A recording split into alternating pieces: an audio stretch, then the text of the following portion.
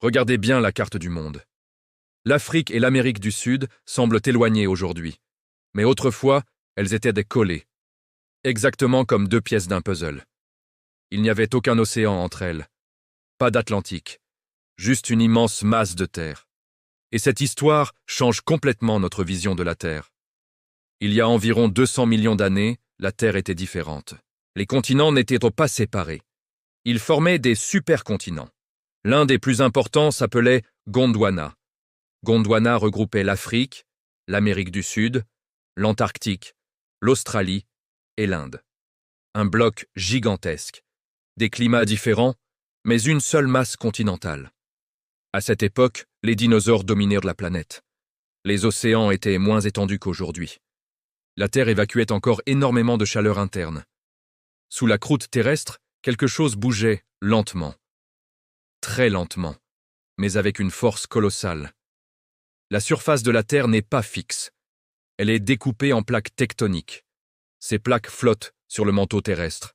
Elles se déplacent de quelques centimètres par an. À l'échelle humaine, c'est imperceptible. À l'échelle géologique, c'est immense. Vers 150 à 130 millions d'années, Gondwana commence à se fissurer.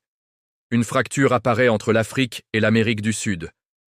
Le sol s'étire, la croûte s'amincit, du magma remonte. La séparation commence. C'est ce qu'on appelle le rifting continental. Un continent se déchire lentement, et quand la rupture est complète, un océan naît. L'eau envahit progressivement la fracture. Le magma refroidit. Une nouvelle croûte océanique se forme. L'Atlantique Sud vient de naître. Depuis, l'Afrique et l'Amérique du Sud continuent de s'éloigner. Aujourd'hui, au point le plus étroit, environ 2800 à 3000 km les séparent.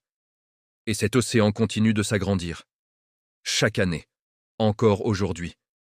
Ce n'est pas une théorie au hasard. Les preuves sont partout. D'abord, les côtes. Elles s'emboîtent presque parfaitement. Ensuite, les roches. On trouve les mêmes formations géologiques au Brésil et en Afrique de l'Ouest. Elles ont le même âge, la même composition, même chose pour les fossiles. Des espèces identiques retrouvées sur les deux continents. Impossible si un océan les avait toujours séparées. Enfin, le plancher océanique. Les bandes magnétiques de l'Atlantique Sud sont symétriques, preuve directe de l'expansion de l'océan. L'Amérique du Sud couvre près de 17,8 millions de kilomètres carrés. Elle abrite plus de 420 millions d'habitants. Sur sa façade ouest, une conséquence directe de la tectonique. La cordillère des Andes, la plus longue chaîne de montagnes continentales au monde, environ 7000 kilomètres. La Terre continue de se transformer. Sous nos pieds, même si nous ne le sentons pas, les continents bougent, les océans naissent, les montagnes s'élèvent. L'Afrique et l'Amérique du Sud étaient unies. Et ce puzzle géant raconte l'histoire profonde de notre planète. Si ce genre de fait vous fascine, abonnez-vous. La Terre cache encore des secrets incroyables.